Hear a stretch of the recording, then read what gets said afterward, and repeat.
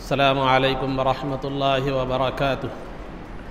الحمد للہ رب العالمین والصلاة والسلام علی سید الانبیاء والمرسلین وعلی آلہ واصحابہ اجمعین ومن تبعہم بإحسان الی یوم الدین، اما بعد۔ قال اللہ تبارک وتعالی فی القرآن المجید والفرقان الحمید: اعوذ باللہ من الشیطان الرجیم، بسم اللہ الرحمن الرحیم۔ وما جعلنا لبشر من قبلك الخلد۔ وقال تعالی فی مقام آخر: انک میت وانہم میتون، صدق اللہ العظیم۔ قال اللہ تبارک وتعالی فی شأن حبیبہ صلی اللہ علیہ وسلم: ان اللہ وملائکتہ یصلون علی النبی یا ایہا الذین آمنوا صلوا علیہ وسلموا تسلیما۔ اللہم صلی وسلم وزد وبارک علی حبیبک سیدنا ونبینا ومولانا محمد وعلی آلہ واصحابہ اجمعین۔ عزیزان محترم، اس سے قبل آپ حضرات کے سامنے عقائد کے حوالے سے تقلید پر تفصیلی گفتگو کی گئی کہ تقلید کس کو کہتے ہیں، پھر تقلید کے تعلق سے کچھ وضاحتیں بھی آپ کے سامنے پیش کی گئیں، پھر قرآن سے، حدیث سے، صحابہ کے اقوال اور افعال سے تصدیق تقلید کا ثبوت پیش کیا گیا، پھر اس پر کچھ اعتراضات جو تقلید پر ہوتے تھے وہ اعتراضات کے جوابات بھی قرآن اور حدیث کی روشنی میں دیے گئے۔ خلاصہ گفتگو یہی ہے کہ تقلید کہتے ہیں کسی ایک امام کے قول کو بغیر دلیل کا مطالبہ کیے کہ تسلیم کرنا، ماننا، یہ تقلید کہلاتا ہے۔ اور وہ آدمی جو قرآن و حدیث سے مسائل نکالنے کی صلاحیت نہیں رکھتا، خواہ وہ عام آدمی ہو یا عالم دین ہو، اس پر کسی نہ کسی ایک امام کی تقلید کرنا واجب ہے، اور تقلید کو ترک کر دینا یا یہ کہنا کہ قرآن و حدیث کافی ہے، امام کی ضرورت نہیں ہے، یہ گمراہی ہے۔ یہ خلاصہ ہے گفتگو کا۔ اب رہا اب عقائد میں ایک دوسرے عنوان کا آغاز کیا جاتا ہے، اور وہ ہے حیات انبیاء۔ وہ ہے حیات انبیاء، یعنی حیات کہتے ہیں زندگی کو۔ حیات انبیاء یعنی انبیاء علیہم الصلاۃ والتسلیم کی زندگی۔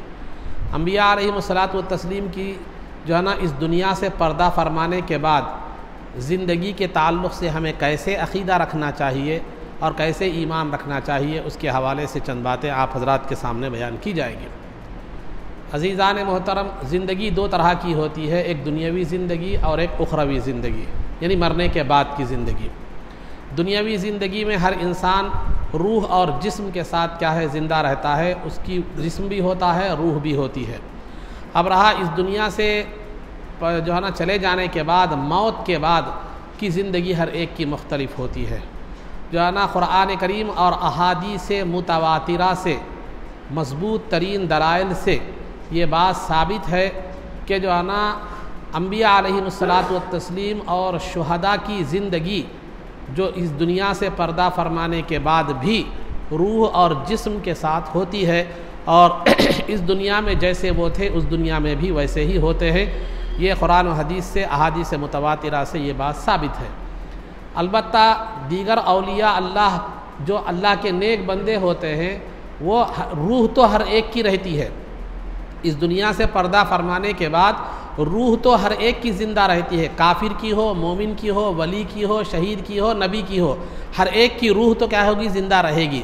لیکن جسم کس کا زندہ رہے گا، اس بارے میں احادیث اور قرآن کی آیات سے جو بات مستند طور پر ثابت ہے وہ یہ ہے کہ شہداء کا جسم بھی جو کا تو باقی رہے گا روح کے ساتھ، اور انبیاء کا جسم بھی جو کا تو معلوم ہے روح کے ساتھ ہوگا، باقی رہے گا۔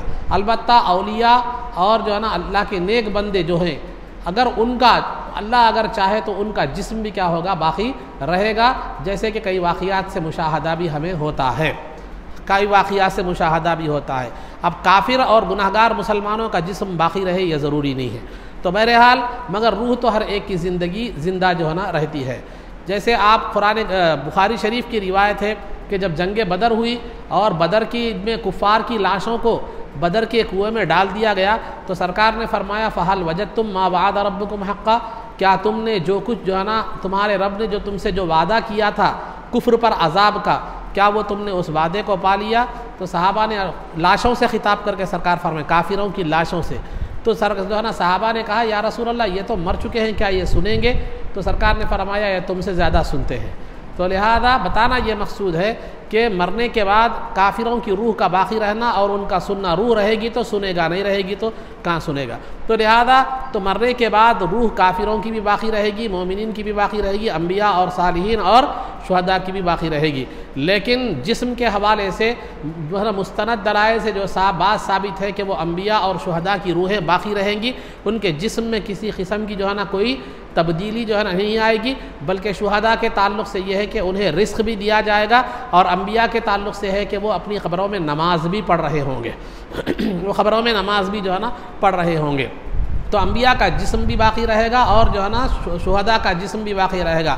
اب رہا اولیاء اور اللہ کے نیک بندوں کے جسم، اللہ جس کا جسم اگر باقی رکھنا چاہے تو باقی رہے گا، لیکن اگر شرعی طور پر کسی کی ولایت ثابت ہو جائے، کوئی ولی ثابت ہو جائے، اگر وہ ولی ہے مستند طور پر ثابت ہو جائے، ہمارا بنایا ہوا ولی نہیں، شریعت نے جس کو ولی قرار دیا ہے، جس آدمی کی زندگی عقیدہ صحیحہ اور عمل صالح اور شریعت کے مطابق گزری ہو، نیک اللہ کا نیک بندہ تھا زندگی بھر، ہم نے اس کو نیک نہیں بنایا، شریعت نے اس کو نیک قرار دیا ہے. اگر کسی ہم نے تو ہر ایک کو گانجے ماسٹر کو ولی بنا دیا، دیوانے کو مجذوب بنا دیا، تو بہرحال ہمارا بنایا ہوا ولی ہمارا بنایا ہوا ولی نہیں، بلکہ شرعی معیار پر اگر کوئی زندگی گزارے اور اسے ولایت کا درجہ نصیب ہو اور مرنے کے بعد اگر خدا نہ خواستہ اس کا جسم فنا ہو جائے تو یہ اس کی ولایت کے لیے عیب کی بات نہیں ہے. ذرا یہ بھی ذہن میں رکھیں، یہ اس کی ولایت کے لیے عیب کی بات جو ہے نا نہیں ہے. اگر کوئی اللہ کا نیک بندہ تھا زندگی بھر اللہ کی اطاعت فرما نے، کبھی اس کی جسم فنا ہو گیا تو پھر یہ جو ہے نا اس کے لیے کوئی عیب کی بات نہیں ہے. تو بہرحال خلاصہ گفتگو ہمیں رکھنا یہ ہے کہ انبیاء اور شہداء اپنے جسم اور روح کے ساتھ کیا ہم قبروں میں زندہ ہیں، اور اللہ والوں میں سے اللہ جسے جسم کے ساتھ باقی رکھنا چاہے باقی رکھ سکتا ہے، یہ اس کی قدرت ہے. لیکن جو ہے نا انبیاء کی جو زندگی ہے قبروں میں وہ شہداء سے افضل اور مکمل ہے، کیونکہ شہداء غلام ہیں اور انبیاء جو ہے نا آقا ہیں. جب تک نبی کی نبوت پر ایمان نہ لائے، اگر وہ جان بھی لٹا دیتا ہے تو وہ شہید کا درجہ اسے نہیں ملتا. تو اسے شہید کا جو درجہ ملا ہے نبی پر ایمان لانے کی وجہ سے اور نبی کے بتائے ہوئے راستے میں جہاد کر کے جان لٹانے کی وجہ سے اسے وہ مرتبہ ملا ہے. تو لہذا شہید کو بھی زندگی ملے گی جسم اور روح کے ساتھ، لیکن نبی کی زندگی جو روح اور جسم کے ساتھ ہوگی وہ شہید سے اعلیٰ اور افضل ہوگی اور ہمارے نبی پاک صلی اللہ علیہ وسلم کی زندگی تمام انبیاء کی زندگی سے افضل ہوگی، تمام انبیاء کی زندگی سے جو ہے نا افضل ہوگی. وہ کیسے ہوگی میں بتاؤں گا ابھی آپ کو. چنانچہ حدیث کی ایک کتاب ہے جس کا نام مسند ابی اعلیٰ ہے، مسند ابی اعلیٰ.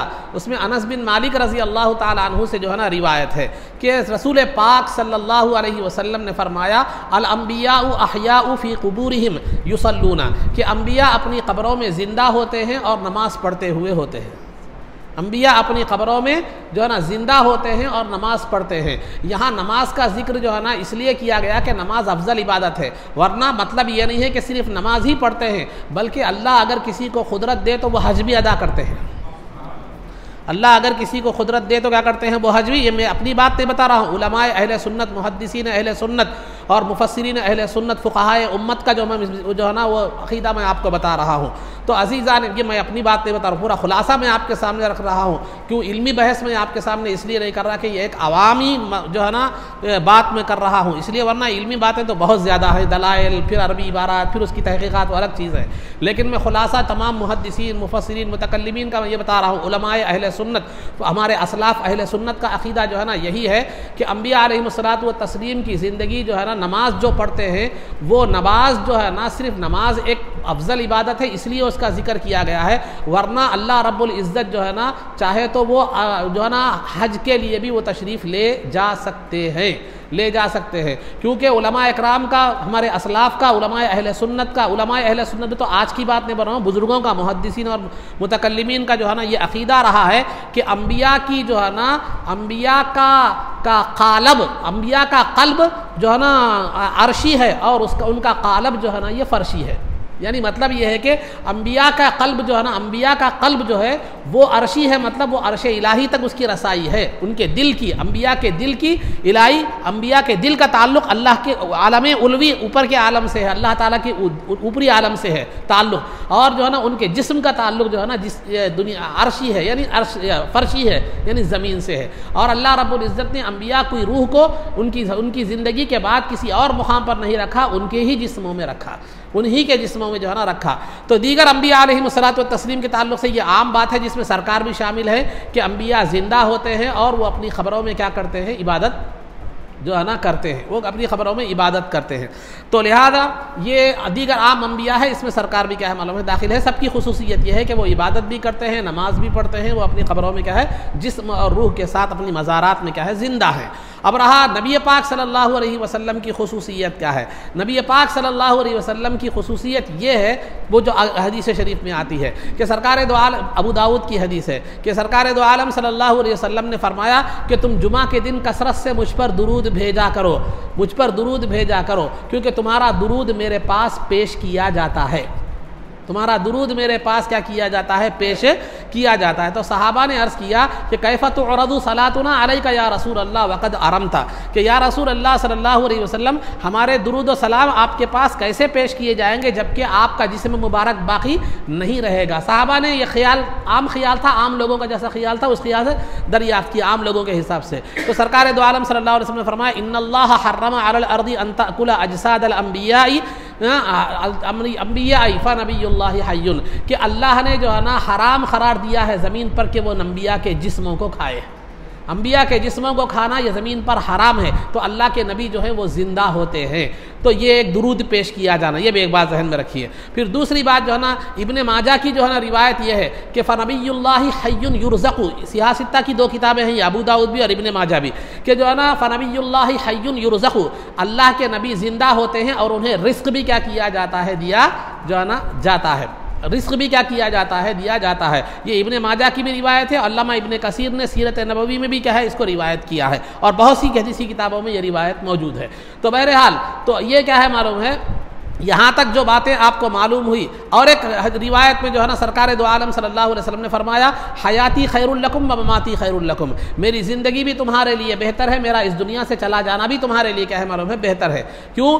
میری زندگی اس لیے بہتر ہے کہ تم مجھ سے قرآن کی احادیث سنتے ہو، دین کی باتیں سنتے ہو، مجھ سے کیا کرتے ہو فیض حاصل کرتے ہو، لہذا میری زندگی اس طرح تمہارے لیے بہتر ہے۔ میری وفات تمہارے لیے اس لیے بہتر ہے کہ میری وفات کے بعد تمہارے اعمال میری بارگاہ میں پیش کیے جاتے ہیں، اور اگر میں ان میں بھلائی کو دیکھتا ہوں، اچھے اعمال کو دیکھتا ہوں تو اللہ کا شکر ادا کرتا ہوں کہ اس نے میری امت کو نیکی کی توفیق دی، اور اگر برے اعمال کو دیکھتا ہوں تمہارے تو میں اللہ کی بارگاہ میں تمہارے لیے مغفرت طلب کرتا ہوں۔ تو یہ نبی پاک صلی اللہ علیہ وسلم ہے کہ نبی پاک کا معاملہ ہے۔ تو لہذا دیگر انبیاء تو خبروں میں زندہ ہوتے ہیں، انہیں رزق دیا جاتا ہے، انہیں عبادت جو ہے نا وہ عبادت کرتے ہیں، یہ تمام یہ معاملات میں سرکار بھی دیگر انبیاء کے ساتھ شامل ہیں۔ لیکن سرکار دو عالم صلی اللہ علیہ وسلم کو یہ خصوصیت حاصل ہے کہ درود کا آپ کی بارگاہ میں پیش ہونا یا امت کے اعمال کا آپ کی بارگاہ میں پیش ہونا، بھرے اعمال پر اچھے اعمال کو دیکھ کر اللہ کا شکر ادا کرنا، برے اعمال پر اللہ کے مغفرت طلب کرنا، یہ سرکار دو عالم صلی اللہ علیہ وسلم کی حیات مبارکہ کی خصوصیت ہے۔ یہ سرکار دو عالم صلی اللہ علیہ وسلم کی حیات مبارکہ کی جو ہے نا یہ خصوصیت ہے۔ تو آپ جو ہے نا آپ زندہ ہونے، جسم اور روح کے ساتھ زندہ ہونے کے ساتھ ساتھ، عبادت کرنے کے ساتھ ساتھ، رزق کے دیے جانے کے ساتھ ساتھ، دیگر انبیاء کے مقابلے میں آپ کو یہ خصوصیت ہے کہ امت کے اعمال آپ کے سامنے کیا کیے جاتے ہیں؟ پیش کیے جاتے ہیں۔ تو نتیجہ یہ ہے کہ جو ہے نا انبیاء علیہم الصلاۃ والتسلیم اس دنیا سے پردہ فرمانے کے بعد بھی اپنی قبروں میں جسم اور روح کے ساتھ زندہ ہیں، وہ عبادت بھی کرتے ہیں، اور جہاں اللہ کے حکم سے، اس کی اجازت سے جہاں چاہے جا بھی سکتے ہیں، اور جو ہے نا انہیں رزق بھی کیا دیا جاتا ہے۔ نبی پاک صلی اللہ علیہ وسلم کی خصوصیت اور زائد یہ ہے کہ امت کے اعمال آپ کے سامنے پیش کیے جو ہے نا جاتے ہیں، درود شریف آپ کے پاس کیا کیا ہے؟ پیش کیا جاتا ہے، بلکہ اللہ نے درود شریف کے پیش کرنے کے لیے مستقل فرشتوں کو بھی کیا کیا ہے؟ مقرر کیا ہے کہ وہ دنیا میں جہاں بھی درود پڑھا جاتا ہے اس کو لا کر سرکار کی بارگاہ میں پڑھنے والے کے نام اور اس کے باپ کے نام کے ساتھ پیش کر دیتے ہیں۔ تو یہ ہے یہ ایک عقیدہ ہے تو اب آئیے صحابہ اکرام کا بھی عقیدہ ہم سماعت کرتے چلیں کہ صحابہ اکرام کا نبی پاک صلی اللہ علیہ وسلم کی زندگی سے جو ہے نا زندگی کے تعلق سے کیا عقیدہ ہے۔ چنانچہ ابو بکر اور عمر رضی اللہ تعالیٰ عنہما، مسجد نبوی ہے، مسجد نبوی میں سرکار کا روضہ بالکل وہیں قریب ہے۔ اگر آج تو مسجد نبوی بڑی ہو گئی، لیکن اس زمانے میں اتنی بڑی نہیں تھی، بالکل مسجد نبوی بالکل جو ہے نا بالکل متصل، آج بھی ملی ہوئی ہے روضہ مبارک سے، لیکن تھوڑا فاصلہ، تھوڑا جو ہے نا اس کا رقبہ بڑھ گیا، لیکن اس زمانے میں اتنا بڑا رقبہ نہیں تھا۔ تو لہذا سیدنا ابو بکر اور عمر رضی اللہ تعالیٰ عنہما جو ہے نا اگر کوئی مسجد میں سرکار کی مسجد نبوی میں زور سے آواز کرتا تو اس کو پسند نہیں فرماتے تھے، بلکہ اگر کوئی کہتا تو وہ اس آواز زور سے آواز سے گفتگو کرتا تو آپ اس سے کہتے کہ جو ہے نا قد آذیت رسول اللہ صلی اللہ علیہ وسلم فی قبرہ، کہ اے وہ شخص تو نے مسجد نبوی میں زور سے آواز کر کے اللہ کے رسول کو ان کی قبر مبارک میں تکلیف پہنچائی ہے۔ تو لہذا حضرت ابو بکر اور عمر رضی اللہ تعالیٰ عنہما کا بھی عقیدہ یہی تھا کہ وہ جو ہے نا نبی پاک صلی اللہ علیہ وسلم باحیات ہیں۔ ایسی بیسیوں مثالیں ہیں، ایسی بیسیوں مثالیں ہیں، ایک آدھ میں پیش کر رہا ہوں۔ اور سیدنا عثمان غنی رضی اللہ تعالیٰ عنہ کی شہادت کا جب وقت آیا، جو ہے نا باغیوں نے جب آپ کے گھر کا محاصرہ کر لیا، گھیر لیا، اب آپ کے خون کے پیاسے تھے، ویسے نازک وقت میں حضرت سیدنا امیر معاویہ رضی اللہ تعالیٰ عنہ نے عثمان غنی رضی اللہ تعالیٰ عنہ سے کہا کہ یا جو ہے نا اے خلیفۃ المسلمین، آپ کی جان کو یہاں خطرہ ہے اور آپ چلیے ملک شام کو چلیے، کیونکہ وہاں کے گورنر امیر معاویہ رضی اللہ تعالیٰ عنہ تھے، تو ملک شام کو چلیے، وہاں آپ کی جان محفوظ ہو جائے گی۔ تو عثمان غنی رضی اللہ تعالیٰ عنہ نے کیا کہا کہ میں رسول پاک صلی اللہ علیہ ملک شام کی زندگی سے روضہ رسول کے پڑوس میں موت کو ترجیح دیتا ہوں، مجھے ملک شام کی زندگی پسند نہیں ہے، اگر میری موت آتی ہے اور سرکار کے قرب میں آپ کے پڑوس میں مجھے موت آتی ہے تو وہ موت مجھے عزیز ہے ملک شام کی زندگی سے۔ تو لہذا آپ کا بھی یہ خیال تھا کہ سرکار دو عالم صلی اللہ علیہ وسلم اپنی حیات مبارکہ کے ساتھ اپنی جو ہے نا قبر مبارک میں آرام فرما رہے۔ سیدنا علی مرتضیٰ رضی اللہ تعالی عنہ کا جو ہے نا اگر گھر کا کوئی کنڈی وغیرہ کیلا وغیرہ خراب ہو جاتا، اس کو ٹھوک کر سیدھا کرنے کی ضرورت پیش آتی تو آپ سرکار کے روضے سے دور جا کر اس کو ٹھوک کر سیدھا کر کے آ کر لگاتے تھے، کیونکہ آپ یہ پسند نہیں کرتے تھے کہ سرکار کو آواز سرکار کی بارگاہ میں کہے آواز اس کی آواز بھی آئے، اس کی آواز بھی آئے۔ اسی طریقے کو ترکی حکومت نے جب جو ہے نا مسجد نبوی کی تعمیر کی تو انہوں نے بھی یہی طرز اپنایا کہ جو ہے نا پتھروں کو پھوڑنے کے لیے یا جو بھی ہو اس کو تراشنے کے لیے جو اس کو جو ہے نا باہر سے تراش کر کیا کیا جاتا تھا، لا کر یہاں پر فٹ کیا جاتا تھا۔ اور سیدنا جو ہے بی بی عائشہ صدیقہ رضی اللہ، کیونکہ مسجد نبوی سرکار کے مسجد نبوی کے بازو میں ہی جو ہے نا امہات المومنین کے حجرے تھے، اگر کسی حجرے میں کیلا زور سے ٹھوکنے کی آواز آتی تو بی بی عائشہ کہلا بھیجتی کہ کیلے کی آواز مت بلند کرو، کیلا زور سے مت ٹھوکو، کیونکہ رسول پاک صلی اللہ علیہ وسلم کو اس سے تکلیف ہوگی۔ اور جب صحابہ کا خلفاء کا دور گزر گیا، یزید کا دور آیا تو یزید نے جو ہے مدینے پر حملہ کیا، جس کو واقعہ حرہ کہتے ہیں۔ کئی جو ہے نا مدینے کئی صحابہ کو اس نے نعوذ باللہ شہید کر دیا، تابعین کو شہید کر دیا۔ 3 دن تک مسجد نبوی میں اذان اور جماعت کے ساتھ نماز نہیں ہوئی، اور اس نے مسجد نبوی میں گھوڑے باندھے تھے جن کی پیشاب اور لید منبر رسول پر اڑ رہی تھی۔ تو ویسے وقت میں سعید ابن مسیب رضی اللہ تعالیٰ جلیل القدر تابعی ہے، وہ مسجد نبوی میں ایک دیوانے کی طرح وہاں پر موجود تھے۔ تو وہ فرماتے ہیں کہ 5 وقت جب بھی اذان کا وقت ہوتا تو رسول پاک صلی اللہ علیہ وسلم کی قبر مبارک سے آواز آتی تھی، اسی آواز کی بنیاد پر میں نماز پڑھا کرتا تھا۔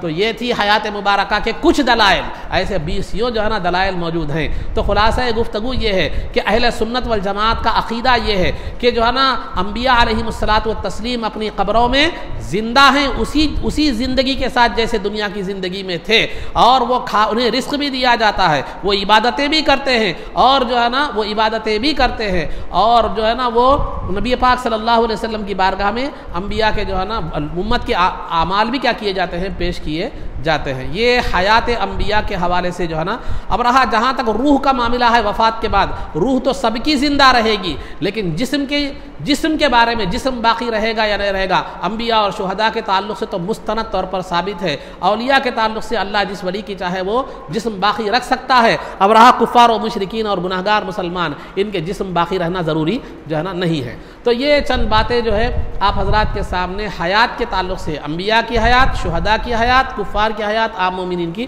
حیات کے حوالے سے باتیں آپ کے سامنے رکھی گئی۔ یہ عقیدہ اہل سنت والجماعت کا عقیدہ ہے۔ اب رہا سیرت میں جو ہے نا آپ حضرات کے سامنے سرکار دو عالم صلی اللہ علیہ وسلم کی سیرت مبارکہ کا اختتام ہو گیا، تو سابق میں آپ نے سرکار کی مسلسل طور پر ایک ترتیب کے ساتھ سرکار کی سیرت بیان کی جا رہی تھی، پھر آپ کی وفات، نماز جنازہ، تجہیز و تکفین، پھر آپ کی وراثت کے حوالے سے بھی کیا وراثت آپ نے چھوڑی، پھر انبیاء علیہم الصلاۃ والتسلیم کا جو مال زندگی کے بعد جو ہے نا، اور ایک بات جو ہے نا میں آپ کے سامنے یہ سیرت کا شروع کرنے سے پہلے ایک اعتراض کا جواب دیتا چلو حیات انبیاء علیہم الصلاۃ والتسلیم کے حوالے سے۔ انبیاء علیہم الصلاۃ والتسلیم کی زندگی کے حوالے سے بعض لوگ منکر ہیں کہ انبیاء علیہم الصلاۃ والتسلیم وفات کے بعد اپنی قبر میں جو ہے نا، اپنی مزار میں جسم کے ساتھ زندہ ہونے کے بارے میں وہ قائل نہیں ہے، وہ کہتے ہیں کہ ان کا جسم باقی جو ہے نا نہیں ہے، جو ہے نا وہ اب باقی نہیں ہے، بعض لوگوں کا یہ خیال ہے، تو جو ہے نا منکر ہیں حیات انبیاء کے، وفات کے بعد انبیاء کی زندگی کے کیا ہے وہ منکر ہیں۔ وہ لوگ قرآن کریم کی اس آیت سے دلیل پیش کرتے ہیں کہ انک میت و انہم میتون، یقیناً آپ بھی مرنے والے ہیں، وہ بھی مرنے والے ہیں۔ میں مرنے کا لفظ اس لیے استعمال کر رہا ہوں کہ ان کے الفاظ کو انہی کے الفاظ کے ساتھ میں بیان کر رہا ہوں، اور تاکہ آپ کو سمجھنے میں اور جواب کو سمجھنے میں بھی آسانی ہو، سوال کے سمجھنے میں بھی آسانی ہو۔ تو جو لوگ انبیاء کے حیات مرنے انتقال کے بعد اس دنیا سے پردہ فرمانے کے بعد انبیاء کی زندگی اور حیات کے قائل نہیں ہیں، وہ کہتے ہیں، کیا کہتے ہیں قرآن کی آیت کہ انک میتون و انہم میتون، یقیناً آپ بھی مرنے والے ہیں، وہ بھی عام لوگ بھی کیا کرنے والے ہیں، مرنے والے ہیں۔ یہ ایک روایت ہے، اور ایک روایت میں ہے کل نفس ذائقۃ الموت، ہر نفس کو موت کا مزہ چکھنا ہے۔ تو لہذا قرآن کی آیت یہ بتاتی ہے کہ نبی جو ہے نا مر گئے، اب جو ہے نا تم کہتے ہو کہ زندہ ہے۔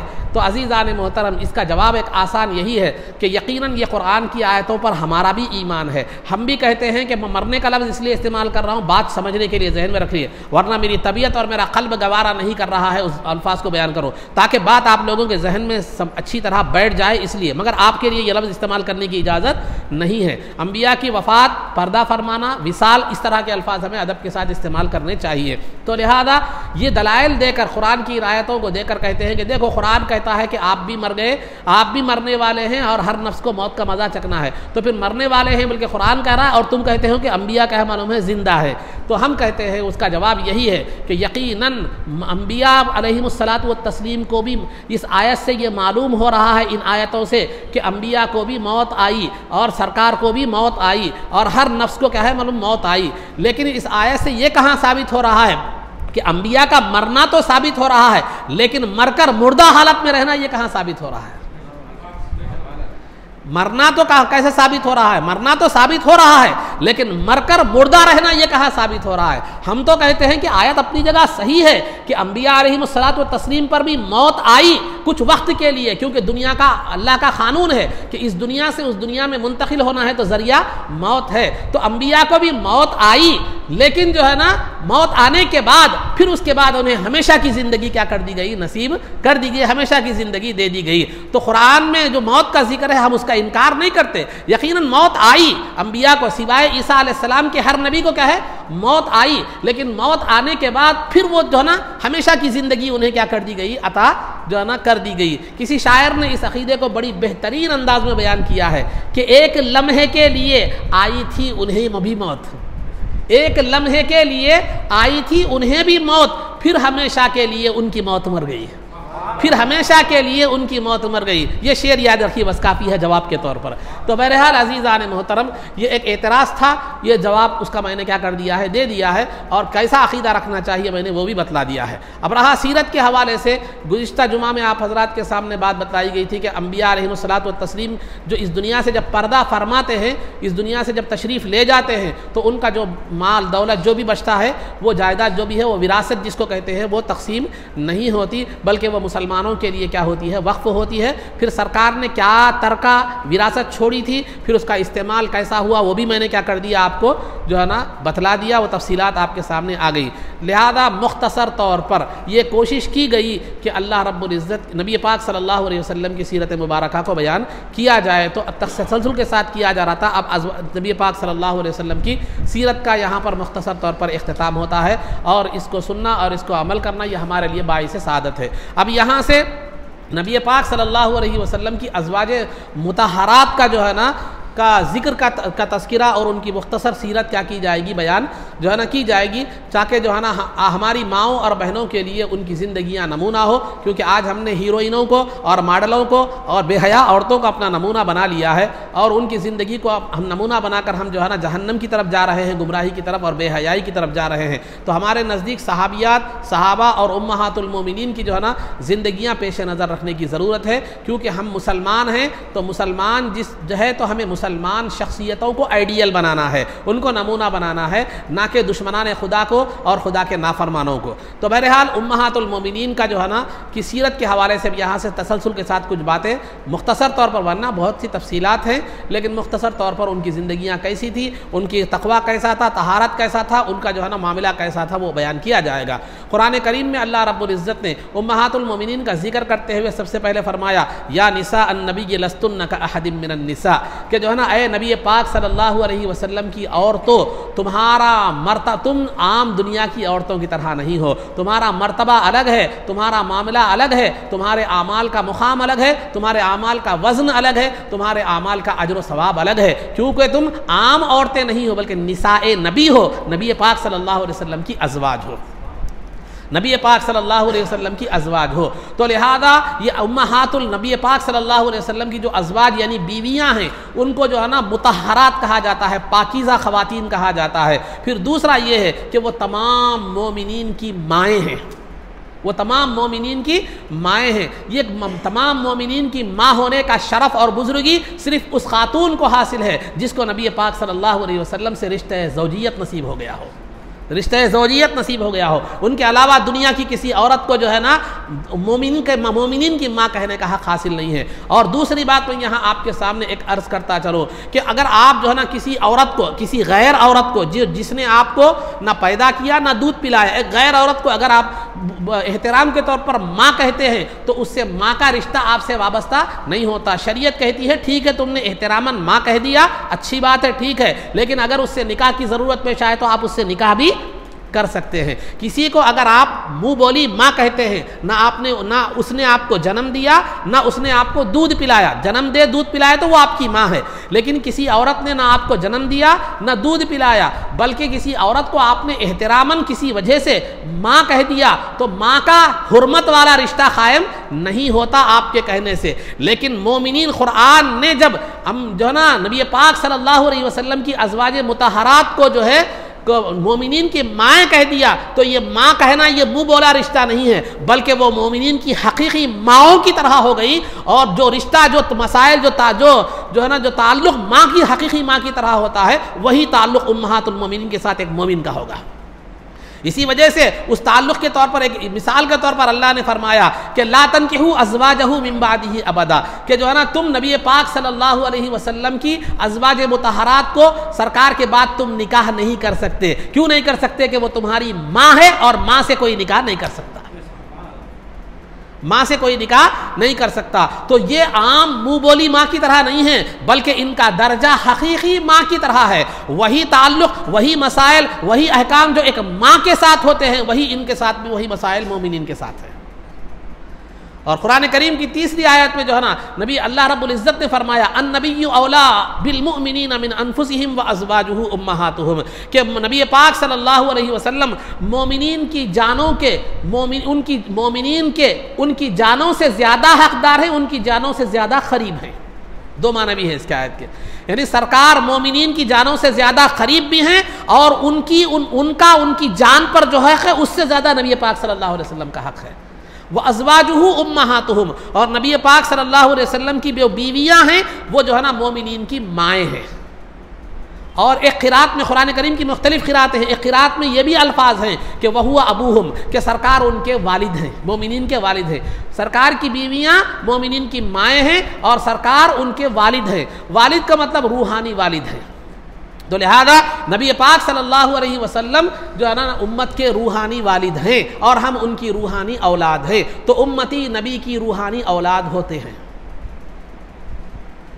امتی نبی کی کیا ہوتے ہیں؟ روحانی اولاد ہوتے ہیں۔ تو لہذا یہ امہات المومنین کا جو درجہ ہے، کائنات میں کسی عورت کو وہ درجہ حاصل نہیں ہے سوائے ان مقدس خواتین کے جن کو نبی پاک صلی اللہ علیہ وسلم کی زوجہ یعنی بیوی بننے کا جو ہے نا کی سعادت نصیب ہوئی ہے، شرف نصیب ہوا ہے۔ اب رہا امہات المومنین کی جو تعداد ہے وہ 11 امہات المومنین تھی۔ نبی پاک صلی اللہ علیہ وسلم نے جن خواتین سے نکاح فرمایا وہ 11 تھی، 11 امہات المومنین جو ہے نا آپ کی تھی۔ تو لہذا 11 میں سے 2 امہات المومنین کا نبی پاک صلی اللہ علیہ وسلم کی زندگی میں ہی وصال ہو گیا ہے۔ ایک جو ہے نا بی بی خدیجہ رضی اللہ تعالی عنہ اور دوسری زینب بنت خزیمہ رضی اللہ تعالی عنہ۔ بی بی خدیجہ رضی اللہ تعالی عنہ، دوسری زینب بنت خزیمہ رضی اللہ تعالی عنہ، یہ دونوں جو ہے نا خواتین، یہ دونوں امہات المومنین کا نبی پاک صلی اللہ علیہ وسلم کی زندگی میں ہی وفات ہو گئی، وصال ہو گیا۔ باقی 9 ازواج مطہرات جن کا تذکرہ تفصیل سے آپ کے سامنے آئے گا، وہ 9 ازواج مطہرات سرکار کی وفات کے وقت موجود تھی اور ان کا وصال سرکار کے وصال کے بعد ہوا۔ تو یہ امہات المومنین کے حوالے سے کچھ فضیلت کے حوالے سے بولیے یا کچھ جو ہے نا باتیں آپ حضرات کے سامنے تمہیدی طور پر رکھ دی گئی۔ آگے انشاءاللہ ازواج مطہرات کے تعلق سے ایک جو ہے نا تفصیلی طور پر ہر ایک کی زندگی کے حوالے سے چند باتیں آپ کے سامنے آگے جو ہے نا بیان کی جائے گی۔ یہ تھا جو ہے نا سیرت میں آپ کا معاملہ۔ مسائل میں جو ہے نا آپ حضرات کے سامنے اذان اور اقامت کے مسائل بیان کیے جا رہے تھے، کچھ حصہ باقی رہ گیا۔ تو کچھ حصہ یہ ہے باقی رہ گیا کہ اذان اور اقامت کے مسائل میں سے ایک مسئلہ یہ بھی ہے کہ اگر کوئی آدمی اذان کوئی دے، اقامت اگر وہاں پر مسجد میں لوگ جمع ہو جائے لیکن کوئی بھی اقامت دینے کے قابل نہیں ہے اور کوئی بھی جو ہے نا نماز پڑھانے کے قابل نہیں ہے سوائے ایک آدمی کے، تو وہی ایک آدمی کیا کر سکتا ہے؟ اقامت کہہ کر خود نماز پڑھانے کے لیے آگے بڑھ سکتا ہے۔ ایک آدمی اقامت کہہ کر کیا ہے معلوم ہے، فوراً اقامت کہے، اذان تو دینے والے مل جائیں گے، خیر نہیں بھی ملے سمجھو وہی اذان دے، وہی اقامت دے، وہی نماز پڑھائے، یہ بھی درست ہے۔ نہیں کوئی اذان کہنے والا مل گیا، کوئی اذان کہنے والا مل گیا سمجھیے، تو مل گیا ٹھیک ہے کہ اذان کہنے والا مل گیا، تو لہذا اب اقامت ایک آدمی کہہ رہا ہے، کہہ کر وہی نماز کے لیے آگے بڑھ سکتا ہے، یا کوئی اذان دے، کوئی اقامت دے، کوئی نماز پڑھائے، یہ تو بالکل جائز اور درست ہے۔ تو یہ ایسا بھی ہو سکتا ہے۔ اور دوسری بات جو ہے نا، اقامت کہی جائے، اقامت کہنے کے بعد فوراً کیا ہے نماز شروع کر دینا چاہیے، نماز شروع کر دینا چاہیے۔ نہیں اقامت شروع کرنے کے بعد بہت زیادہ وقت گزر گیا یا کوئی دنیاوی باتوں میں لوگ مشغول ہو گئے یا جو ہے نا بہت زیادہ وقت گزر گیا، تو پھر اس صورت میں اقامت کو دوبارہ کہنا چاہیے، اقامت کو دوبارہ کہا جائے گا۔ تھوڑا بہت وقت جیسے صفوں کو سیدھا کرنے کا اعلان ہوتا ہے، موبائل کو بند کرنے کا ہوتا ہے، ایسی تھوڑی بہت گفتگو کے بعد اگر ہو جائے تو نماز قائم کر سکتے ہیں، کوئی حرج کی بات نہیں۔ بہت زیادہ دیر ہو جائے تو پھر اقامت دوبارہ کہی جائے گی۔ اگر کوئی بغیر اقامت دوبارہ کہے کہ نماز پڑھ لے، سابقہ اقامت پر ہی نماز پڑھ لے، نماز تو ہو جائے گی لیکن ایسا عمل مکروہ ہے، پسندیدہ نہیں ہے۔ ٹھیک ہے بات یہاں تک۔ یہ اذان اور اقامت کے حوالے سے کچھ باتیں تفصیل سے بیان کی گئی تھی، کچھ باتیں رہ گئی تھی وہ میں نے بیان کیا۔ اب رہا دوسرا، آپ کے سامنے تفصیل سے پیچھے سے بات بیان کرتے ہوئے آ رہے ہیں کہ تفصیل سے تسلسل کے ساتھ کہ پانی کے مسائل بیان کیے گئے، طہارت کے مسائل بیان کیے گئے، وضو کے مسائل بیان کیے گئے، غسل کے مسائل بیان کیے گئے، جو ہے نا تیمم کے مسائل بیان کیے گئے، نماز کے اوقات کے مسائل کیا کیے گئے، بیان کیے گئے، وضو اور غسل کے، پھر اذان نماز کے بعد اوقات وقت شروع ہونے کے بعد اذان اور اقامت کہی جاتی ہے، اس کے مسائل بیان کیے گئے۔ اب اذان اور اقامت کے بعد آپ کیا کرتے ہیں؟ نماز پڑھنے کے لیے مسجد میں آتے ہیں، تو لہذا مسجد کے احکام بیان کیے جائیں گے، مسجد کے جو ہے نا احکام بیان کیے جائیں گے۔ دیکھیے مسجد جو ہے نا 2 حصوں پر مشتمل ہوتی ہے، مسجد 2 حصوں پر مشتمل ہوتی ہے، ایک عین مسجد ہے اور ایک دوسرا صحن مسجد ہے، مسجد کا صحن ہے۔ عین مسجد کہتے ہیں وہ علاقہ، وہ عمارت جو نماز پڑھنے کے لیے بنائی گئی ہو، خواہ وہ جو ہے نا ایک کمرے کی شکل میں، ایک عمارت کی شکل میں ہو یا ورانڈے کی شکل میں ہو، تو بہرحال جو عمارت نماز پڑھنے کے لیے بنائی گئی ہے اس کو کیا کہتے ہیں؟ عین مسجد کہتے ہیں۔ اور اس کے علاوہ جو باقی حصہ جو کھلا رہ گیا ہے اس کو کیا کہتے ہیں؟ مسجد کا جو ہے نا صحن کہتے ہیں۔ پھر اس کے علاوہ پھر طہارت خانے، وضو خانے ہیں، تو ہے نا وضو خانے، طہارت خانے ہیں، تو لہذا عین مسجد کے احکام الگ ہیں۔ عین جو مسجد ہے، یہ مسجد جو عمارت نماز پڑھنے کے لیے جو بنائی گئی ہے اس کو ہم مسجد کہتے ہیں اور وہ مسجد کے احکام الگ ہیں۔ اور پھر مسجد سے جو سامنے کھلی جو زمین ہے جس کو ہم صحن کہتے ہیں، وہ صحن کے احکام الگ ہیں، وہ بالکل عین مسجد کی طرح اس کے احکام نہیں ہیں، لیکن مسجد سے پورا لا تعلق بھی نہیں ہے، نہ پورے مسجد کی طرح احکام ہے، وہ مسجد سے کسی حیثیت سے تعلق بھی رکھتا ہے، اس کے کچھ احکام مسجد سے تعلق بھی رکھتے ہیں، کچھ احکام مسجد سے تعلق جو ہے نا نہیں بھی رکھتے۔ اب رہا طہارت خانے، وضو خانے جو ہوتے ہیں یا جو ہوتا یا ان پر جو ہے نا وہ جو ہے نا بالکل مسجد سے اس کا کوئی تعلق نہیں ہے، یا وہ مسجد کے حکم میں کیا ہوتے ہیں، نہیں ہوتے. یہ بات ذہن میں رکھیے. اس کے مسائل میں ہر ایک کے بیان کروں گا، لیکن میں ایک تمہیدی طور پر آپ کو 3 درجوں میں بتا رہا ہوں. ایک ہے عین وہ عمارت جو مسجد کے طور پر ہم نے نماز پڑھنے کے لیے بنائی گئی ہے، اس کے احکام ہیں، اس کے آداب ہیں. پھر اس کے بعد جو صحن مسجد ہے، مسجد کا جو صحن کھلا حصہ ہے، کمپاؤنڈ جو کھلا حصہ ہے، وہ مسجد کا صحن کہلاتا ہے. وہ نہ تو پورے طور پر مسجد کا حکم رکھتا ہے، نہ پورے طور پر مسجد سے علیحدہ ہے، بلکہ اس کے کچھ احکام مسجد سے متعلق ہیں، کچھ بعض احکام میں وہ مسجد سے تعلق رکھتا ہے، بعض احکام میں مسجد سے تعلق نہیں رکھتا. اب رہا طہارت خانے، بیت الخلاء وغیرہ، یا جو امام صاحب کا گھر وغیرہ جو ایسے بنائے جاتے ہیں، مکانات جو الگ ہوتے ہیں، یا ملگیاں اولگیاں جو بنائے جاتے ہیں، پھر وہ مسجد میں اس کا داخلہ نہیں ہے، اس کو مسجد کیا ہے، نہیں کہتے، مسجد کو نہیں کہتے. یہ چند باتیں میں آپ کے سامنے بتلا رہا ہوں. ایک بات اہم، ایک مسئلہ یہ ہے. اور جو ہے دوسرا مسئلہ یہ میں مسجد کے جو ہے یہ تو دوسرا مسئلہ یہ ہے کہ اگر آپ جو ہے نا مسجد تعمیر کر رہے ہیں، کوئی مسجد تعمیر کر رہے ہیں، تو مسجد تعمیر کرنے کے بعد آج کل ہمارے پاس ایک رواج بن گیا کہ جو ہے نا مسجد جن کے نام سے تعمیر کریں ان کا نام لکھنا، ان کا نام جو ہے نا مسجد کا نام وہی رکھنا. مثال کے طور پر کسی جو ہے نا خاتون کوئی مسجد بنا رہے ہیں، ان کا نام عائشہ ہے تو مسجد عائشہ ان کے نام سے رکھنا، یہ ایک ہمارے پاس ایک رواج بن گیا ہے. تو لہذا اگر کسی آدمی یا عورت ہو یا آدمی ہو، اگر اس نے مسجد بنائی اور اس نے یہ خواہش ظاہر کی کہ جو ہے نا اس مسجد کا نام اس کے نام پر رکھا جائے، تو پھر یہ ایک صورت میں جائز ہے، ایک صورت میں جائز نہیں ہے. کیا جائز ہے؟ اگر وہ مقصد اس کا یہ ہے کہ لوگ جو ہے نا نام کو دیکھ کر کچھ دعائیں مغفرت کر دے، یا کچھ جو ہے نا ایصال ثواب کر دے، یا دعا اللہ ان کو جو ہے نا یہ کر دے، اس کے اندر ریاکاری، شہرت اور دکھاوا ایسا کچھ نہیں ہے، بلکہ نیک مقصد ہو یا خواہش نیک ہو، تو پھر اس صورت میں نام رکھا جو ہے نا جا سکتا ہے. لیکن اگر نہیں، ریاکاری، دکھاوا، شہرت، میں وہاں مسجد بنائی، یا مسجد بنایا، وہاں مسجد بنایا، وہ مسجد میری ہے، یہ مسجد میری ہے، وہ مسجد میری ہے، جو آج عام طور پر ہو رہا ہے، بلکہ نیک لوگ بھی ہیں لیکن ایسا بھی عام طور پر ہو رہا ہے. تو اگر ریاکاری، دکھاوے، شہرت کے لیے آپ اپنا نام رکھنا چاہ رہے ہیں، کوئی دنیاوی مقصد یا کوئی غلط مقصد کے لیے اگر آپ مسجد کا نام رکھنا چاہ رہے ہیں، تو یہ درست نہیں ہے. ہو سکتا ہے کہ آپ کا عمل رائیگاں چلا جائے، وہ ثواب سے آپ محروم ہو جائے مسجد بنانے کے. ایک یہ ہے. اب رہا ایک تو مسجد آپ نے مکمل بنا دی، مسجد مکمل بنا دی. اور یہاں میں ہماری ایک غلطی کی طرف بھی میں آپ کی ایک رہنمائی کرنا چاہتا ہوں. لوگ جو ہے نا مسجد بنانے کے لیے تو پیسے بہت دینے والے ملیں گے، لیکن مسجد کی زمین خریدنے کے لیے آپ کو دینے والے نہیں ملیں گے. مسجد کی زمین خریدنے کے لیے پیسے دینے والے آپ کو جو ہے نا نہیں ملیں گے، بہت کم ملیں گے بنسبت بنانے والوں کے.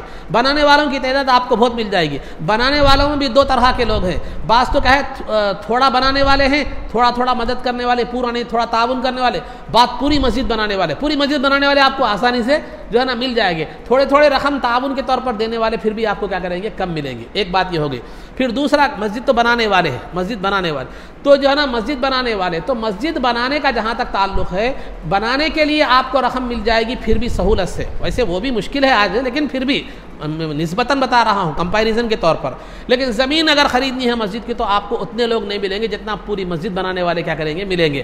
لیکن میں بتاتا ہوں آپ کو، مشورہ میرا یہ ہے کہ زمین کی خریدی میں آپ کیا کیجئے، زیادہ تعاون کیجیے. میرا مطلب ہرگز یہ نہیں ہے کہ تعمیر میں مت دیجیے، نہیں، تعمیر میں مت دیجیے، نہیں، بالکل دیجیے اس میں بھی. لیکن اگر کہیں زمین کا اگر مسئلہ آ جائے تو مسجد کے لیے زمین خریدی جا رہی ہے تو آپ اس میں زیادہ دلچسپی لیجیے. کیوں؟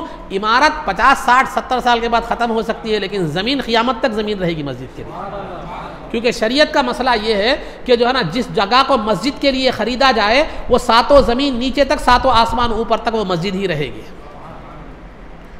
تو یہ مزاج ہمارے پاس ذرا کیا ہو گیا ہے، تھوڑا بنا. یہ ایک مشورے کے طور پر میں نے آپ کے سامنے یہ بات دی. اس کا مطلب ہرگز نہیں ہے کہ مسجد بنانے میں آپ چندہ مت دیجیے. کسی بھی حیثیت سے مسجد سے وابستگی، خواہ وہ انتظامات کے حوالے سے ہو، یا تعمیر کے حوالے سے ہو، یا زمین کی خریدی کے حوالے سے ہو، یہ بڑی سعادت مندی کی جو ہے نا یہ بات ہے.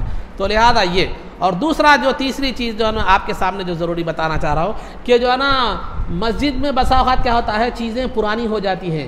جیسے فیانہ ہے مثال کے طور پر، یہ فیان پرانے ہو گئے، کوئی علاقے کیا کر رہے ہیں معلوم ہے، دوسرا فیان لگا دیا، نیا فیان لگا دیا. ایسے پرانے سامان بہت سے زیادہ مسجد میں کیا ہو جاتے ہیں، جمع، پرانی چیزیں جمع جو ہے نا ہو جاتی ہیں، پرانی چیزیں جمع ہو جاتی ہیں. تو ویسی صورت میں کیا ان کو بیچنا جائز ہے یا نہیں ہے، یہ بھی ایک سوال عام طور پر کیا ہوتا ہے، پیش آتا ہے.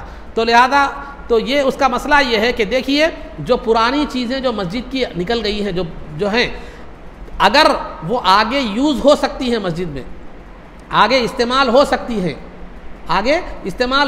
ہیں، تو پھر آپ کو اسے بیچنے کی آگے استعمال ہو سکتی ہیں، یا وہ رکھنے سے خراب نہیں ہوتی، آگے استعمال ہو سکتی ہیں یا رکھنے سے خراب نہیں ہوتی، تو پھر کیا کر سکتے ہیں آپ، ان چیزوں کو بیچنا آپ کے لیے درست نہیں ہے۔ نہیں آگے جو ہے نا وہ استعمال میں آنے والی بھی نہیں ہے اور وہ رکھے خراب بھی ہو سکتی ہے، تو پھر انتظامی کمیٹی کو یہ اختیار ہے کہ وہ ان چیزوں کو کیا کر سکتی ہے، بیچ جو ہے نا سکتی ہے، فری میں نہیں دے سکتی۔ صدر صاحب لے جا کے اپنے گھر میں مسجد کا فین لگا لیے، محتمد صاحب ایک فین لے جا کے لگا لیے، انہوں لے جا کے ایک کام لگا لیے، یہ درست نہیں ہے۔ ہاں پیسے دے کر اگر خرید رہے ہیں تو خریدا جا سکتا ہے، وہ مسجد کا سامان لیا جا سکتا ہے، لیکن کمیٹی نے جو سامان پرانا مسجد کا بیچا ہے اس سے جو آمدنی حاصل ہوگی وہ مسجد میں ہی لگائی جائے گی، وہ دیگر معاملات میں اس کو لگایا نہیں جائے گا، دیگر معاملات میں اسے لگایا جو ہے نا نہیں جائے گا۔ یہ ایک مسجد کے حوالے سے ایک بات ہوگی، تو لہذا یہ مسجد کا معاملہ ہو گیا۔ اب میں جو آداب مسجد کے جو بیان کرنے جا رہا ہوں، میں نے 3 حصے بتائے ہیں مسجد سے متعلقہ، ایک تو عین مسجد، ایک صحن مسجد، اور ایک مسجد سے تعلقہ وابستہ چیزیں، خواہ وہ ضروریات کے حوالے سے ہو یا کمرشیل حوالے سے جو ہے نا ہو، یہ 3 باتیں بتا۔ تو عین جو مسجد ہے اس کے آداب میں کیا کر رہا ہوں بیان جو ہے نا کر رہا ہوں، کہ جو عین مسجد جو حصہ ہے مسجد کا، جو اسٹرکچر ہے، جو نماز پڑھنے کے لیے کیا کیا گیا ہے، بنایا گیا ہے، اس کے لیے سب سے پہلا ادب تو یہ ہے کہ جب اس حصے میں، جب مسجد کے اس حصے میں آپ داخل ہوں تو داخل ہونے سے پہلے، داخل ہوتے وقت کیا کریں، درود شریف پڑھیں، اور جو ہے نا اللہم افتح لی ابواب رحمتک، اے اللہ میرے لیے اپنی رحمت کے دروازے کھول دے، یہ کہتے ہوئے آپ سیدھا پیر رکھ کر مسجد میں داخل ہوں۔ پہلے درود شریف پڑھیں، باہر مسجد میں داخل ہونے سے پہلے درود شریف پڑھیں، پھر یہ دعا پڑھیں اللہم افتح لی ابواب رحمتک، پھر اس کے بعد سیدھا پیر رکھ کر مسجد میں داخل ہو۔ ایک بہت بڑے جلیل القدر جو ہے نا محدث ہیں، ایک مرتبہ جو ہے نا انہوں نے کیا کیا، بایاں پیر رکھ کر مسجد میں داخل ہوئے، بائیں لیفٹ لیگ جس کو، بایاں پیر رکھ کر مسجد میں داخل، غلطی سے بایاں پیر رکھ کر مسجد میں داخل ہوئے تو غیر سے آواز آئی، یا ثور، اے بیل، یہ کیسے بیلوں کی طرح داخل ہو رہا ہے، تو داخل ہوئے تو آواز آئی تو فوراً وہ بچ گئے، اور وہ فوراً انہوں نے جو ہے نا وہ عمل سے جو ہے نا پیچھے ہٹ گئے، اور پھر سیدھا پیر رکھ کر زمین جو ہے نا مسجد میں داخل ہوئے۔ تو اس کے بعد جو ہے نا ہمیشہ اس واقعے کو یاد رکھنے کے لیے عبرت کے طور پر آپ نے اپنے نام کے ساتھ سوری لگا لیا، یعنی سفیان ثوری۔ تو یہ اللہ والوں کے معاملات ہیں، جہاں تھوڑی سی بھی لغزش ہوتی ہے تو اللہ کی طرف سے فوراً متوجہ کر دیا جاتا ہے، لیکن ہمارے جیسے معاملات کیا ہے، ہماری لغزشیں ہوتی چلی جاتی ہے لیکن توجہ ہمیں نہیں دلائی جاتی۔ یہ توجہ دلانا یہ ہمارے لیے بہتر ہے کہ دوسری مرتبہ کیا ہوتا ہے، احتیاط کر سکتا ہے آدمی، لیکن یہ توجہ نہیں دلائی جاتی تو ہمیں خود محتاط رہنے کی ضرورت ہے۔ تو مسجد میں داخل ہوتے وقت درود شریف پڑھیں۔ اب درود شریف میں آپ بسم اللہ والصلاۃ والسلام علی رسول اللہ یہ بھی پڑھ سکتے ہیں، جو بھی درود شریف آپ پڑھنا ہے پڑھ سکتے ہیں۔ پھر اس کے بعد اللہم افتح لی ابواب رحمتک جو ہے نا کہتے ہوئے سیدھا پیر رکھ کر مسجد میں داخل ہوں گے۔ مسجد سے باہر نکلتے وقت جو ہے نا پہلے یہ دعا پڑھیں گے، بسم اللہ والصلاۃ والسلام علی رسول اللہ جو ہے نا اللہم انی اسألک من فضلک ورحمتک، اے اللہ میں تجھ سے تیرا فضل اور تیری جو ہے نا رحمت مانگتا ہوں، یہ کہہ کر بایاں پیر رکھ کر کیا کریں گے، مسجد کے باہر نکلیں گے۔ یہ مسجد میں داخل ہونے اور نکلنے کے جو ہے نا آداب ہے۔ دوسرا جو ادب ہے، بہت سے لوگ مسجد میں داخل ہونے کے بعد سلام کرتے ہیں، جو ہے نا سلام کرتے ہیں، مسجد میں داخل ہونے کے بعد سلام کرتے ہیں۔ تو سلام کرتے وقت جو ہے نا اس وقت ایسا ہوتا ہے کہ بعض لوگ نماز میں مصروف ہوتے ہیں، بعض لوگ جو ہے نا بیٹھے ہوئے ہوتے ہیں، خالی جو ہے نا وہ نماز میں مصروف نہیں ہوتے۔ تو آپ جو ہے نا اگر لوگ پورے کے پورے نماز میں مصروف ہیں تو آپ سلام نہ کریں، نہیں اگر بعض لوگ پورے کے پورے بیٹھے ہوئے ہیں، کوئی بھی نماز نہیں پڑھ رہا تو آپ سلام کر سکتے ہیں، لیکن اگر بعض لوگ نماز پڑھ رہے ہیں، بعض لوگ بیٹھے ہوئے ہیں، تو آپ اتنی آواز میں بیٹھے ہوئے لوگوں کو سلام کریں کہ نماز پڑھنے والوں کی نماز میں خلل ہونے نہ پائے، نماز پڑھنے والوں کی نماز میں کوئی خلل ہونے جو ہے نا نہ پائے۔ اس بات کا خاص طور پر کیا کریں آپ لحاظ رکھیں۔ مسجد میں داخل ہونے کے بعد جو سلام کرنے کا معاملہ ہے، سلام کرنے کا معاملہ ہے، بعض لوگ نماز میں ہوتے ہیں، بعض لوگ قرآن کی جو ہے نا تلاوت وغیرہ میں ہوتے ہیں، تو بہرحال یہ بات کا خیال رکھیں۔ دوسری بات، مسجد میں دینی باتیں کی جا سکتی ہیں، خواہ وہ تقریر کے حوالے سے ہو، خطبے کے حوالے سے ہو، یا مسائل کے حوالے سے ہو، یا کوئی بھی قرآن و حدیث کی بات ہو، یا نعت شریف ہو، نظم کی شکل میں ہو یا نثر کی شکل میں ہو، نعت شریف ہو پڑھ سکتے ہیں، دین کی باتیں کرتے ہیں۔ لیکن دنیا کی باتیں، مسجد میں دنیا کی باتیں کرنا یہ بالکل جائز نہیں ہے، بلا ضرورت مسجد میں دنیا کی جائز باتیں بتا رہا ہوں میں، دنیا کی جائز باتیں بلا ضرورت مسجد میں کرنا یہ جائز نہیں ہے، کیونکہ جو ہے نا حدیث شریف میں سرکار دو عالم صلی اللہ علیہ وسلم کا ارشاد گرامی ہے کہ ایک زمانہ ایسا آئے گا لوگ دنیا کی باتیں کریں گے، دنیا کی محفلیں مسجد میں کیا کریں گے؟ منعقد کریں گے، لہذا تم ایسی محفلوں میں مت بیٹھو، اس سے دور رہو، اللہ رب العزت کا ایسے لوگوں سے کوئی تعلق نہیں ہے۔ یہ سرکار دو عالم صلی اللہ علیہ وسلم کا ارشاد گرامی ہے۔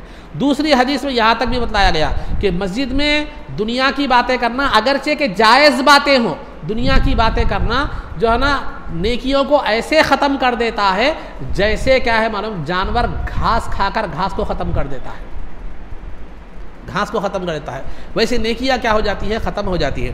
وہ تو چھوڑو، دنیا کی جائز باتیں تو چھوڑو، مسجد میں آپ تو ایسی محفلیں بھی آپ کو ملیں گی، امام صاحب کی غیبت ہو رہی ہے، مؤذن صاحب کی غیبت ہو رہی ہے، اور کمیٹی کی غیبت ہو رہی ہے، فلاں کی غیبت ہو رہی ہے۔ ہمارے پاس یہ جتنے بھی غیبت کرنے والے، یہ پیچھے بولنے والے ویسے لوگ ہوتے ہیں جو خود کچھ بھی نہیں کر سکتے اور نہ کرنے والے کو دیکھ سکتے، سمجھے؟ تو لہذا آپ کمیٹی سے آپ کو اختلاف ہے، جا کے بات کرو، پوچھو، سامنے جا کے بات کرنا۔ امام سے اگر آپ کو کوئی اختلاف ہے، سیدھا جا کر آپ بولو، ہو سکتا ہے وہ آپ کی غلط فہمی بھی ہو سکتی ہے، یا واقعی اس کی غلطی بھی ہو سکتی ہے۔ غلط فہمی ہے تو غلط فہمی دور ہو جائے گی، غلطی ہو تو وہ اصلاح کر لے گا۔ یہ پیچھے چار لوگوں کے سامنے بولنے سے کیا فرق پڑ رہا؟ اگر کوئی آپ کو ستا رہا ہے، کوئی ظلم کر رہا ہے، کوئی غنڈہ روڑی شٹر آپ کو ستا رہا ہے، تو آپ جا کے بلدیہ میں درخواست دیتے ہیں، پولیس اسٹیشن میں درخواست دیتے ہیں، جا کے بلدیہ میں درخواست دے رہے تو کیا بولتا بلدیہ والا؟ ارے بلدیہ سے متعلق چیز ہے تو بول بھائی پولیس اسٹیشن کا معاملہ ہے، یہ بولتا۔ تو ہمارا معاملہ کیا ہے؟ کر رہا امام کی غلطی ہوگی، کمیٹی کی غلطی ہوگی، واقعی ہوں گی نہیں ہوں گی ایک الگ بات ہے، لیکن چار لوگوں کے سامنے بولنے سے کیا فائدہ ہو رہا؟ اور امام صاحب ایسا کرے، مؤذن صاحب ایسا کرے، انہوں ایسا کرے، انہوں ایسا کرے، کمیٹی والا اتنے کھا گیا، انہوں ایسا کھا گیا۔ یاد رکھیے بولنا زبان سے آسان ہے، لیکن اس کو کل قیامت کے دن اس کو بھگتنا بہت بڑی مشکل کی بات ہے۔ جو چیز کے بارے میں آپ کو ولا تقفوا ما ليس لك به علم ان السمع والبصر والفؤاد كل اولئك كان عنه مسؤولا، قرآن میں اللہ تعالیٰ فرماتا ہے جس چیز سے آپ واقف نہیں ہیں اس کے بارے میں کچھ کہنے کی ضرورت نہیں ہے، ورنہ کل قیامت کے دن بولنے والے کی زبان کو بھی جواب دینا پڑے گا، سننے والے کی جو ہے نا سماعت کو بھی کیا کرنے والا ہے؟ جواب دینا پڑے گا۔ تو لہذا مسجد میں دنیا کی جائز باتیں خود اعمال کو ختم کر دیتی ہیں، یہاں تو غیبتیں ہو رہی ہیں، جو ہے نا چغلیاں ہو رہی ہیں، پھر سیاسی باتیں ہو رہی ہیں، سیاسی جو ہے نا تبصرے ہو رہے ہیں، تو اب اس کا حال کیا ہے وہ اللہ بہتر جانتا ہے، وہ آپ جان سکتے ہیں۔ اور دوسرا جو ہے نا دوسری بات یہ ہے، مسجد میں ہنسنا خبر میں تاریکی کا سبب بنتا ہے۔ جو آدمی مسجد میں ہنستا ہے وہ تاریکی کا سبب بنتا ہے، کیونکہ حدیث شریف میں سرکار دو عالم صلی اللہ علیہ وسلم نے فرمایا کہ احب البلاد الی اللہ مساجدها، کہ جو ہے نا اللہ تعالیٰ کی روئے زمین پر سب سے زیادہ بزرگ اور پسندیدہ کوئی مقامات ہیں، اس قابل احترام جو مقامات ہیں وہ اللہ تعالیٰ کے گھر ہیں، وہ مسجدیں ہیں۔ تو دنیا کی سب سے روئے زمین پر سب سے معزز، مکرم اور احترام والی جگہ مسجد ہے، تو یہ عبادت کے لیے ہے، بات چیت کرنے کے لیے، تبصرہ کرنے کے لیے، یعنی ہے عبادت کے لیے یا دینی معاملات کے لیے کیا ہے معلوم، یہ مسجدیں رکھی گئی ہیں۔ تو لہذا مسجد میں باتیں کرنا یہ گناہوں کو ختم کر، یہ نیکیوں کو ختم کر دیتا ہے، اور مسجد میں ہنسنا یہ قبر میں تاریکی کا سبب بنتا ہے۔ یہ مسجد کے حوالے سے کچھ باتیں آپ حضرات کے سامنے بیان کی گئی، دیگر باتیں آپ کے سامنے آگے بیان جو ہے نا کی جائیں گی۔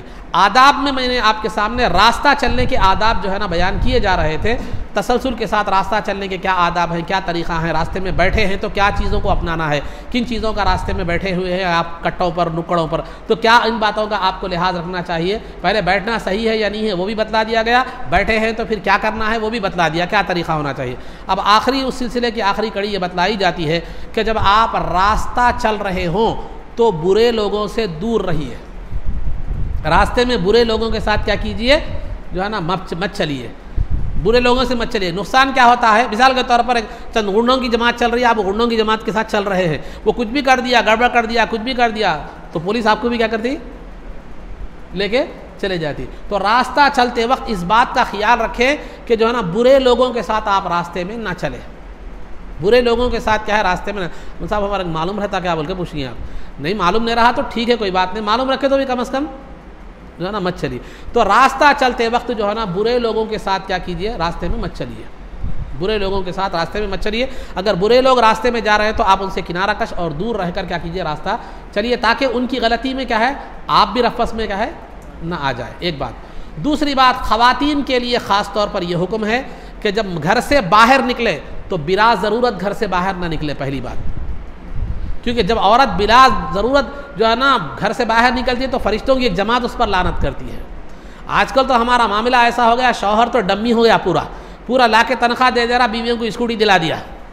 اب انہوں محترمہ بچوں کو اسکول بھی انہوں چھوڑ کے آ رہے ہیں، ٹفن بھی انہوں دے رہے ہیں، اب جو ہے نا پورے باہر کے احکام مطلب ترکاری بھی انہوں لا رہے ہیں، سودا بھی انہوں لا رہے ہیں. ٹھیک ہے کوئی مجبوری ہے ایک الگ بات ہے، لیکن مجبوری نہیں. شوہر کیا ہے معلوم ہے یہ عادت بنا لی ہے، بلکہ فیشن بھی بن گیا. یہ فیشن بھی جو ہے نا بن گیا.